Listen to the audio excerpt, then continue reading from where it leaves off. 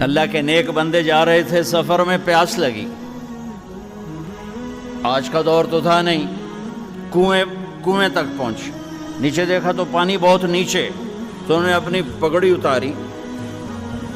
اور جوتے کو اس کے ساتھ باندھا اور نیچے لٹکایا، تو پانی تک جوتا پہنچ نہیں سکا، تو پریشان ہو کے بیٹھ گئے، اب کیا کروں؟ اتنے میں ایک ہرن دوڑتا ہوا آیا، اس نے آ کر نیچے دیکھا پانی، تو ہرن تو وہاں جا نہیں سکتا، تو اس نے یوں اوپر دیکھا، اے پانی والے، بے زبان ہوں، پانی پلا، تو پانی ابلتا ہوا اوپر اٹھا اور منڈیر کے آ کے برابر لگ گیا۔ ہرن نے پانی پیا، ہرن کی طفیل اس انسان نے پیا، ہرن پیچھے مڑا، پانی نیچے گیا، تو اس کے منہ سے بے ساختہ نکلا کہ میں انسان،